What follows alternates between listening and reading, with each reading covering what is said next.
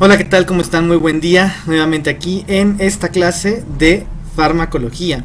En esta ocasión vamos a ver un tema bastante complejo de entender, puesto que la gran mayoría de los libros de farmacología siempre te van a hablar de estos términos con muchas cuestiones muy químicas. Incluso la gran mayoría de los libros tienen esta información más para como profesionales. Del área de farmacia, químico farmacobiólogo, etcétera. Y obviamente hay algunas cuestiones de estos temas que para el resto de profesionales de la salud puede costar un poquito de trabajo por la falta de conocimientos de matemáticas, de física, química, etcétera, ¿no? Entonces, en esta ocasión pues vamos a abordar este tema con los puntos más importantes para una adecuada práctica.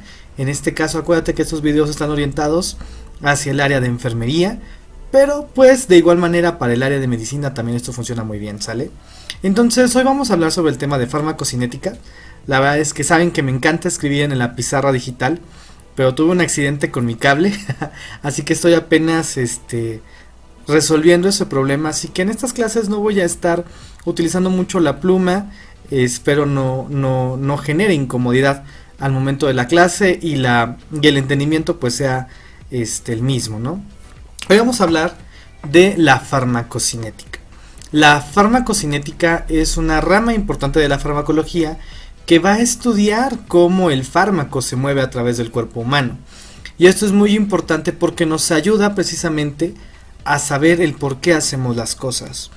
Por ejemplo, ¿tú te has preguntado por qué determinado fármaco se administra cada 8 horas, cada 6, cada 4, cada 24 horas, cada tercer día? ¿Por qué hay fármacos que se administran por vía intramuscular pero nunca por vía oral? ¿O por qué hay fármacos que se administran vía rectal, vía sublingual? ¿Por qué es eso? Pues muy fácil. Por los principios farmacocinéticos que son los que vamos a observar en esta videoclase. Entonces, los objetivos de aprendizaje de este momento es que tú logres definir qué es la farmacocinética, identifiques los 4 procesos básicos de la farmacocinética y a partir de ellos tú puedas comprender el porqué de la posología de los fármacos. Y pues son varias cosillas que vamos a ir analizando y que se complementarán con las actividades que yo te deje. Entonces vamos a iniciar. Entonces recordaremos que un fármaco, pues ya vimos que es un fármaco, toda aquella sustancia que administrada al organismo humano pues va a tener un efecto, ¿no? Entonces nosotros administramos un fármaco con la idea de obtener un efecto terapéutico. Pero para que nosotros podamos tener este efecto terapéutico, el fármaco deberá de llegar a una célula diana, es decir, a la célula sobre la cual ejerza su efecto. Vamos a poner, por ejemplo, un medicamento que todo el mundo conoce por la cancioncilla y por toda la parte comercial, ¿no? O sea, el omeprazol. Todo el mundo conoce el omeprazol, pantoprazol y cualquier otro que se le parezca, porque ya sabemos que ayuda para la gastritis. Obviamente, pues sí, pero pues no es tan sencillo, ¿sale? O sea, no es tan simple de me tomo el omeprazol y ya. O sea, no. Tiene sus puntos muy específicos, la parte muy fina. Pero, ¿qué es lo que ocurre con el omeprazol? El omeprazol deberá de llegar al torrente sanguíneo, llegará a la célula encargada de la secreción de ácido clorhídrico y va a inhibir esa secreción de ácido clorhídrico. Pero el fármaco tiene que llegar a la célula, ¿sale? O, por ejemplo, cuando a lo mejor nos tomamos algún fármaco antihistamínico para aliviar los síntomas del catarro común o de la alergia. Bueno, pues el fármaco, el antihistamínico, tendrá que llegar a la célula que se encarga de secretar moco, a la célula que se encarga de que te dé comezón. O sea, todo eso el fármaco tiene que hacerlo. Es decir, el fármaco, de estar en un medio externo, tendrá que llegar a la célula sobre la cual trabaja a una concentración adecuada para que se observe ese efecto terapéutico, ¿sale? Obviamente, para que esto se logre, el fármaco deberá atravesar por múltiples barreras, por múltiples dificultades, porque no es lo mismo que el fármaco llegue a lo mejor, imagínate una onicomicosis, es decir, una micosis de la uña. No es lo mismo tomar su medicamento vía oral que a lo mejor un tópico, ¿sale? Entonces hay múltiples barreras que el fármaco tiene que atravesar para poder lograr esa acción.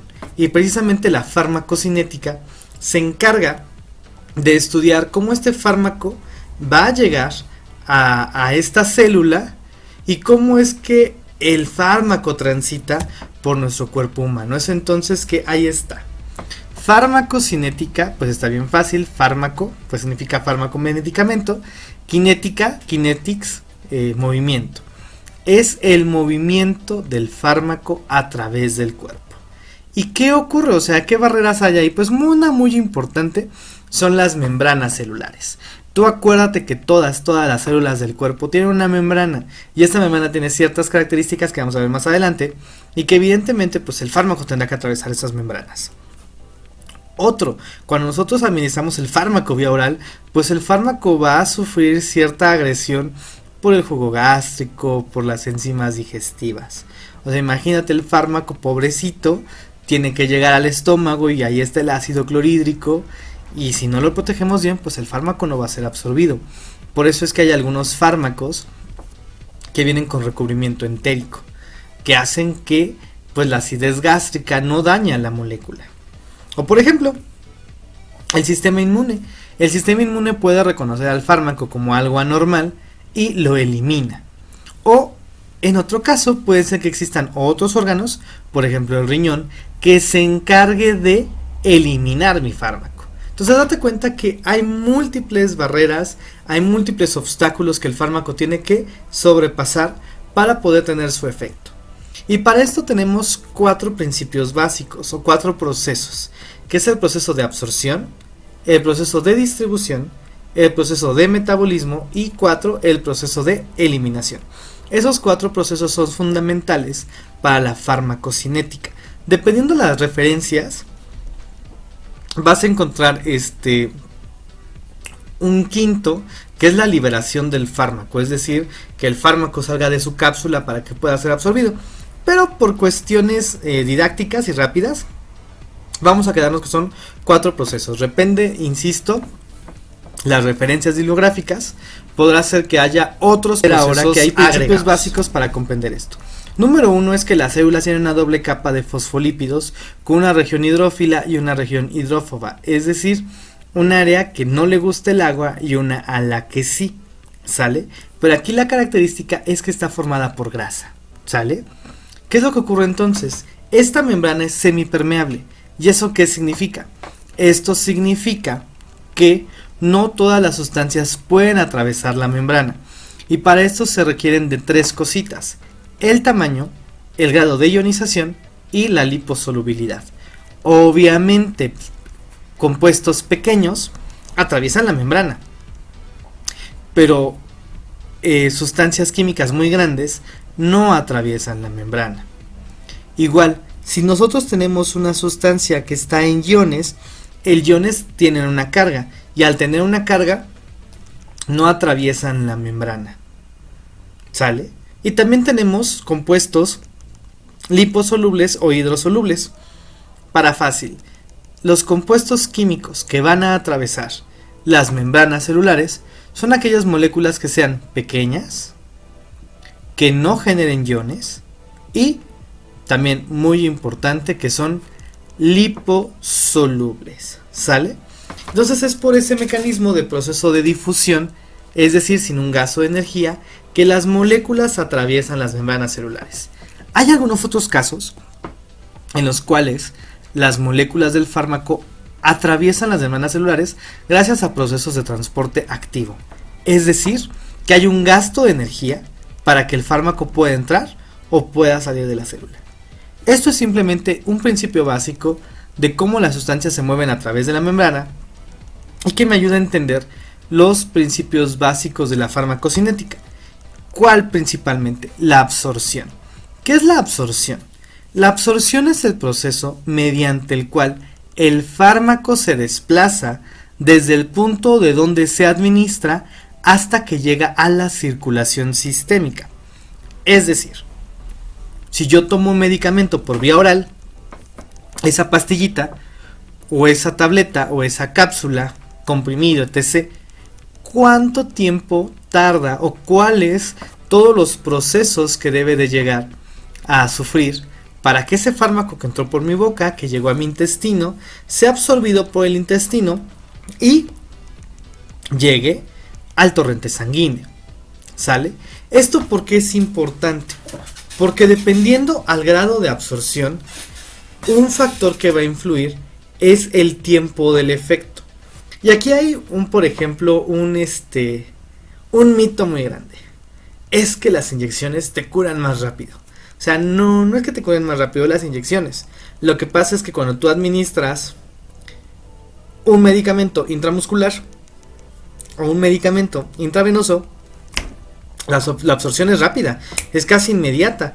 O sea, imagínate, si te estoy diciendo que yo quiero que el paracetamol ingrese por la boca y en lo que se absorbe y en lo que llega al torrente sanguíneo, pues falta un poquito de tiempo. Obviamente la fiebre no se le quita a mi paciente tan rápido, pero tenemos paracetamol intravenoso.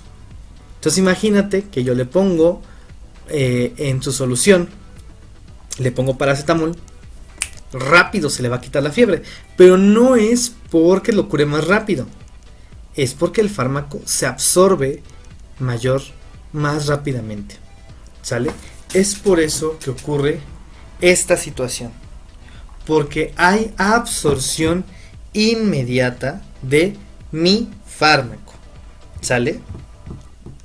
Eso es muy importante que tú lo veas en este momento. Ahora bien, hay muchos factores que van a precisamente regular o van a influir en este proceso de absorción, que son los siguientes 7: vía de administración, forma farmacéutica, la dosis, la motilidad digestiva, el riego sanguíneo, el pH y la presencia de otros fármacos y alimentos. Y vamos uno por uno. Fácil. Vía de administración, ya te lo expliqué. No es lo mismo que un fármaco se administre vía oral a que se administre, por ejemplo, intravenoso. Es totalmente distinto, la absorción es más rápida en otra. ¿Sale? La forma farmacéutica.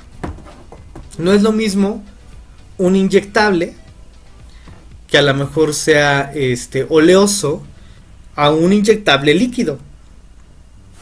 ¿Cuál se absorbe más rápido? El oleoso, porque es liposoluble. ¿Sale? O por ejemplo, no es lo mismo administrar fármacos que a lo mejor su base sea agua, a lo mejor como una solución, a que tú administres un fármaco que su forma sea un elixir que tiene alcohol. Pues obviamente el alcohol hace que se absorba más rápido. Entonces, la forma farmacéutica va a intervenir como un factor muy importante para la absorción. La dosis. No es lo mismo que se absorban 10 miligramos a que se absorban 50 o 500. Obviamente, a mayor dosis, mayor absorción. ¿Estamos de acuerdo?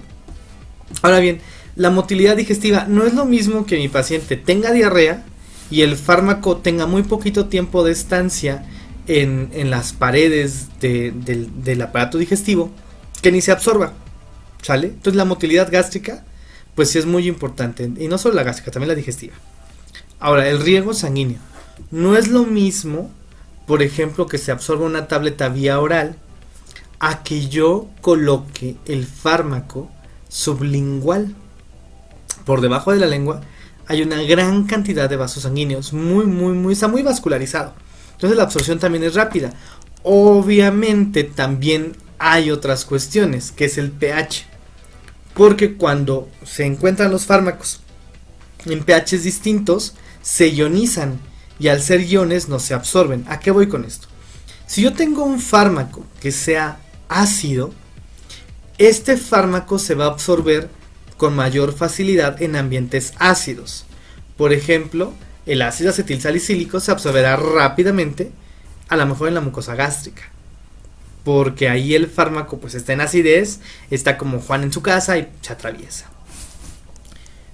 Pero por ejemplo, si yo administro algún antiácido y al mismo tiempo administro un fármaco ácido, ¿qué va a pasar? No se absorbe.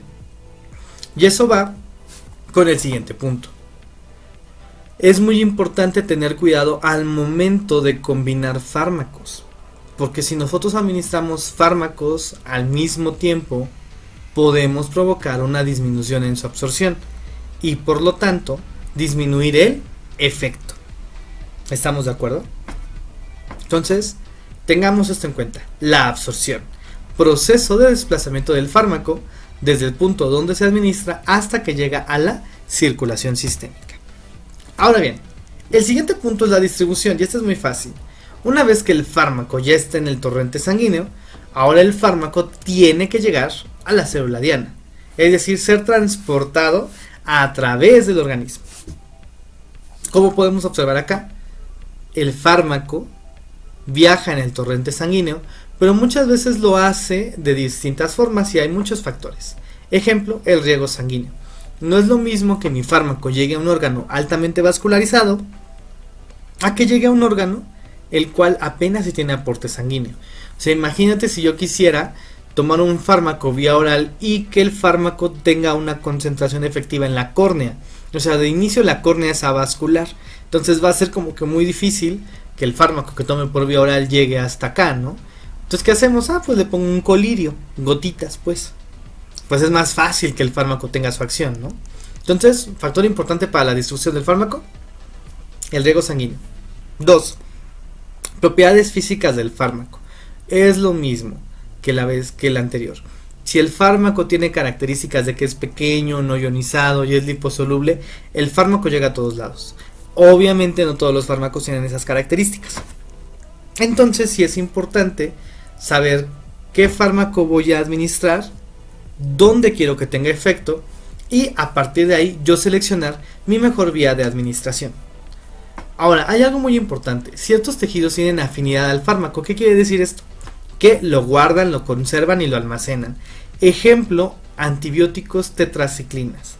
Los fármacos del tipo tetraciclinas, que son antibióticos, hay órganos que tienen alta afinidad a ellos, como lo son las piezas dentales. Entonces tú aquí puedes observar estas piezas dentales que están todas amarillas, porque precisamente a un papá se le ocurrió darle tetraciclina a su niño porque le dolía la garganta. Y tómale, ya le dejó los dientes todos amarillos, ¿no? Entonces hay que tener en cuenta que hay tejidos que tienen afinidad a ciertos fármacos. Acá hay algo interesante, la unión a proteínas. Imagínate que la proteína es como un autobús de la escuela que se lleva a los alumnos a su preparatoria o lo que tú quieras, ¿no? ¿Tú estás de acuerdo que los niños son un desmadre y echan un montón de relajo? Pero, como están todos guardados en el carrito, pues ni hacen pío, ¿no? Hasta que los sacas es cuando empiezan a echar relajo. Es lo mismo lo que ocurre acá. El fármaco se une a la proteína y mientras esté unido a la proteína, pues va en un carrito. La proteína se encarga de llevar el fármaco a través de todo el cuerpo, pero solamente generarán acción farmacológica la porción de fármaco que no se encuentre unido a proteínas, es decir, las fracciones libres. ¿Esto por qué es importante? Porque hay fármacos que se unen a proteínas. Entonces imagínate que tengo el fármaco A, tengo el fármaco B, y los dos pelean por unirse a la proteína, pero ¿qué crees? Este es más fuerte. Este se pega con mayor afinidad a la proteína y este ya no se pega y se libera. Esto es muy importante, porque si yo administro 3 fármacos que tengan alta afinidad a proteínas, uno de estos fármacos no se pega a la proteína y se eleva su concentración de fracciones libres, lo que significa que yo puedo tener más fácilmente efectos adversos, porque hay más fármaco libre del que está unido, es decir, lo desplazan. Imagínate el típico juego de las sillas, ¿no? Entonces tú estás ahí con tu sillita y de repente llega alguien y pum y te bota. Eso ocurre lo mismo, juegan a las sillas y se empieza a liberar más fármaco. Acuérdate, solamente esta fracción del fármaco, la fracción libre, es la que causa efecto. El fármaco unido a proteínas no genera un efecto, tiene que estar libre. Por lo tanto, si hay alguna situación que haga que la proteína libere más fármaco, pues puedo tener una reacción adversa, ¿de acuerdo? Y por último, las barreras anatómicas. Hay 2 grandes barreras conocidas. que es la barrera hematoencefálica y la barrera placentaria. ¿Qué es lo que ocurre? Pues estas barreras evitan que sustancias tóxicas lleguen al cerebro o lleguen al producto de la gestación, al feto. ¿Sale? Entonces, pues hay fármacos que no atraviesan estas membranas. Y por lo tanto yo debo tener mucha precaución para saber qué fármacos sí y qué fármacos no voy a administrar. Por ejemplo, a lo mejor está la paciente embarazada, yo le doy un fármaco y este fármaco sí atraviesa la membrana y ¿qué crees? Genera algún tipo de malformación en el producto de la gestación. Entonces yo debo tener esta precaución sobre qué fármacos sí y qué fármacos no puedo administrar en una mujer embarazada porque puede afectar al feto. Esa es una parte. Pues imagínate ahora que tenemos una infección del sistema nervioso central, una meningitis, y yo quiero darle un antibiótico. ¿Y qué crees? El antibiótico no atraviesa la membrana hematoencefálica o la barrera hematoencefálica. Entonces yo tendré que buscar un fármaco que sí tenga la capacidad de atravesar esa barrera anatómica. Entonces fíjate que el conocer todos estos principios farmacocinéticos, me ayuda precisamente a que yo pueda elegir qué fármaco voy a emplear dependiendo cada situación. El siguiente paso es el metabolismo. ¿Qué es el metabolismo? Pues es todas esas reacciones químicas que va a sufrir el fármaco con la idea de que pueda ser eliminado. ¿Cómo qué reacciones? Están acá: hidrólisis, oxidación, reducción o conjugación. No conjuga, conjugación, ya era muy noche. La conjugación, ¿sale? ¿Qué es lo que ocurre? Esto ocurre principalmente en el hígado. El hígado en una región muy específica en cuanto a reacciones químicas, que es el citocromo P450, ahí casi se llevan a cabo todas las reacciones del hígado para metabolizar estos fármacos. ¿Sale? ¿Y qué es lo que se hace? Pues que el fármaco se puede eliminar. Entonces imagínense que de por sí mi fármaco era a lo mejor liposoluble, se le conjuga con otras sustancias y ahora el fármaco es hidrosoluble, por lo tanto ya puede ser eliminado por vía renal. Esto es importante porque evidentemente, número uno, si yo tengo una falla hepática, pues mi fármaco no va a poder ser biotransformado y por lo tanto no va a poder ser eliminado y por lo tanto me puede condicionar un efecto adverso. ¿Sale? Por lo tanto hay que tener cuidado en pacientes que tienen daño hepático. Número 2, niños y ancianos. Ellos, su función hepática no está al 100%. En unos porque apenas se está desarrollando, los niños. Y en los otros porque ya ven declive. Entonces habrá que tener cuidado o ajustar las dosis en los grupos de edad correspondientes para precisamente evitar cualquier efecto adverso. Ahora bien, existen un tipo de fármacos que se conocen como profármacos. ¿Qué es eso? Que es un fármaco inactivo, que al momento de administrarse no ejerce ningún efecto, pero que cuando llega al hígado se transforma, se metaboliza y ¿qué crees? Ya se forma el fármaco activo que ya funciona. Es decir, requiere de un proceso de activación. Y este proceso se lleva a cabo en el hígado principalmente. Ahora bien, hay otro punto importante que es el efecto de primer paso. Recuerda tus clases de anatomía. Recuerda que cuando tú comes, todo se absorbe en los intestinos. Y estos intestinos, los nutrientes son absorbidos y pasan a circulación venosa. Y esta circulación venosa, al primer lugar al que llegan, es al hígado. Es decir, la circulación portal. Llegan todos estos nutrientes al hígado y una vez que llegan al hígado, pues ya se van a otros lados, ¿no? Entonces lo mismo pasa con los fármacos. El fármaco, antes de que llegue a la circulación sistémica, es decir, sistema arterial, primero tendrá que llegar al hígado. Y obviamente una parte del fármaco que yo administro será biotransformada. Y obviamente eso disminuye el efecto. Y a este proceso en el que al yo administrar un fármaco por vía oral pierdo una porción de fármaco por su metabolismo, se le llama efecto de primer paso.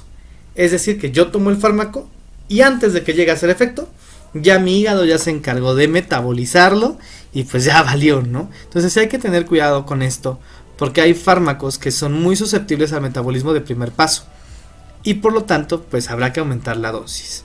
Ahora, no te preocupes de nada, ya todo está en los libros, o sea, realmente, o sea, pues no hay que pensarlo tanto, porque ya en el libro, en las guías, ya te vienen el gramaje y la posología que tú debes tener para poder administrar un fármaco.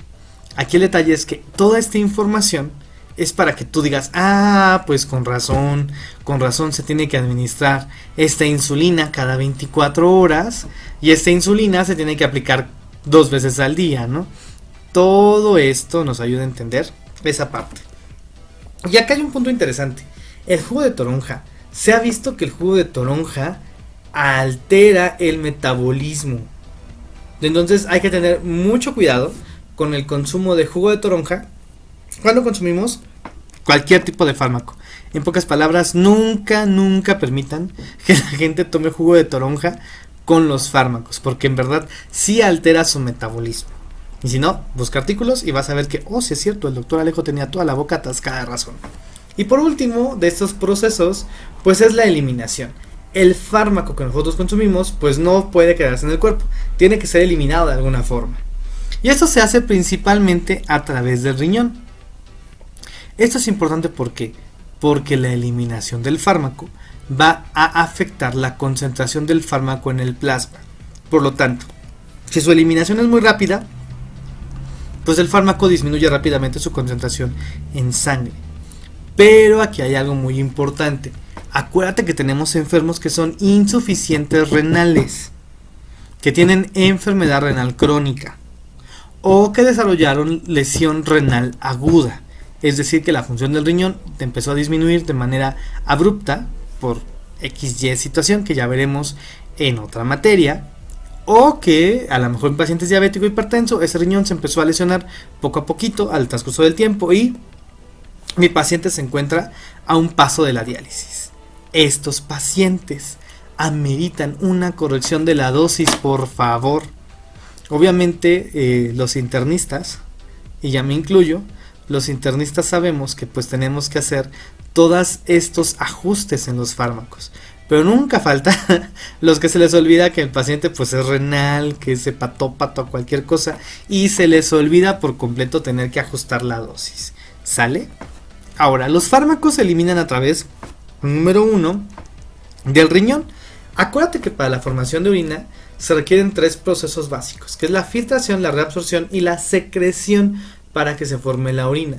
Pues bueno, va a haber fármacos que se filtren, va a haber fármacos que no se filtran a través del riñón, va a haber fármacos que son filtrados pero que se reabsorben en el riñón y no se eliminan. Pero habrá fármacos que no son filtrados, pero sí son secretados en los sistemas de túbulos y pues el fármaco se elimina de una u otra manera, ¿sale? Solamente hay que saber eso, que el fármaco se elimina principalmente por el riñón. Ahora bien, existen otras formas en las que el fármaco se elimina. Lágrimas, saliva, sudor, leche materna, semen, bilis. Se puede afectar el fármaco por cualquier otro lado. Y es por eso que algunas personas, la verdad es que no he leído nada al respecto. Si ustedes encuentran un artículo que diga que sea cierto, pues lo comparten, ¿no? Pero no lo he leído. Primero, pues porque no es de mi interés.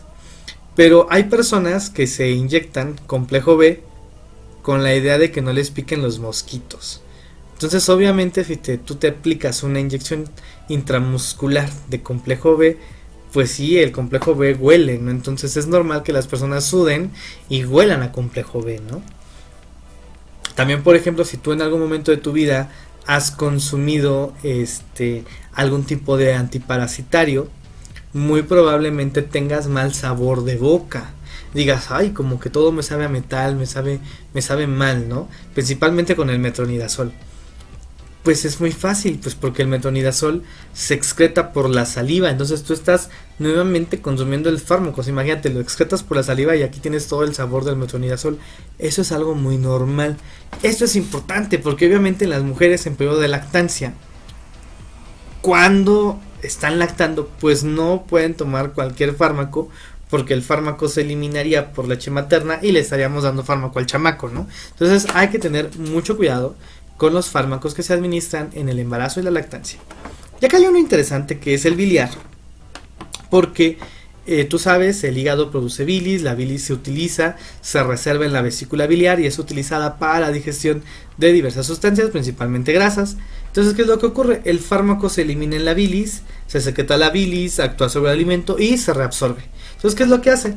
Hígado, bilis se absorbe, regresa al hígado, bilis se absorbe y empieza a dar vueltas en ese sistema. Hígado, bilis, intestino, regresa. Hígado, bilis, intestino, regresa. Y da vueltas. A esto se le llama recirculación enterohepática.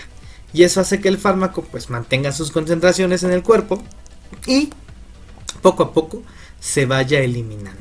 ¿Estamos de acuerdo? Estos son los 4 procesos principales de la farmacocinética. Ahora bien, ¿esto por qué es importante?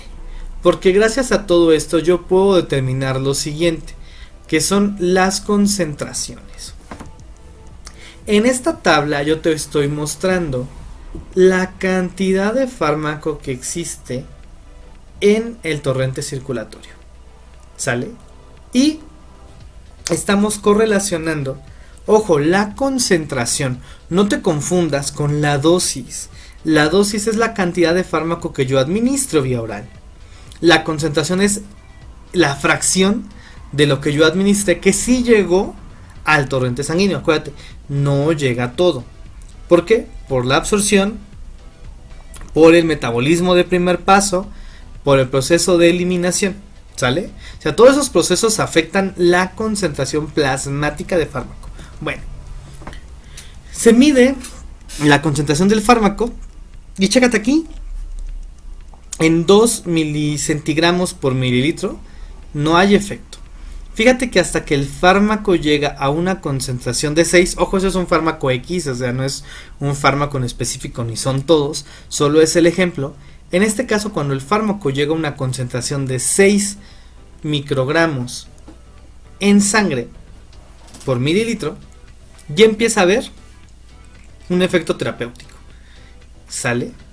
Y chécate que más aquí arribita hay otra línea que dice que cuando el fármaco llega a una concentración de 12, el fármaco se vuelve tóxico. Es decir, empiezan a aparecer efectos adversos. Entonces, todos esos principios farmacocinéticos me permiten determinar cuál es el rango terapéutico de mi fármaco. Es decir, qué tanta posología, es decir, cuántos gramos de medicamento o miligramos yo puedo administrar con determinada frecuencia para que la concentración de fármaco en sangre se mantenga en esta columna. Porque si yo doy un fármaco en dosis bajas, ¿qué crees? Nunca llego a esa concentración mínima eficaz y el paciente no se regula. Ejemplo, captopril. ¿Cómo me molesta ver cómo recetan el captopril? El captopril, yo he visto que lo recetan cada 24 horas. Si lo recetan cada 24 horas no sirve para nada. Porque a lo mejor sí llego al rango terapéutico, pero ¿qué creen? ¡Pum! Después de administrar el fármaco, si yo no vuelvo a administrarlo una vez más, la concentración se queda acá. ¿Y esto a qué se debe? A esto, la vida media. La vida media es el tiempo que tarda el fármaco en disminuir a la mitad su concentración. Entonces imagínate que yo administro el fármaco y a los 20 minutos, por decir algo, llega a una concentración de 100. Y después de una hora, la concentración baja a 50. Entonces su vida media es de una hora. ¿Qué pasa entonces? Cuando pase una segunda hora, la dosis habrá caído a 25. Y luego 12.5 y así. Esa es la vida media. Entonces la vida media, junto con la concentración mínima eficaz y la concentración tóxica, me permite a mí saber con qué frecuencia voy a administrar un fármaco para que yo me mantenga en este rango terapéutico. Es decir, a qué concentraciones yo debo mantener mi fármaco en plasma para que yo observe que en verdad este fármaco está generando un efecto beneficioso para mi paciente, puesto que si yo doy más concentración o yo administro más fármaco, pues eventualmente llegaré a un efecto adverso. ¿Estamos de acuerdo? Entonces recapitulemos para cerrar este video. Farmacocinética estudia el movimiento del fármaco a través del cuerpo, o, en otras palabras, lo que el cuerpo le hace al fármaco. ¿Estamos de acuerdo?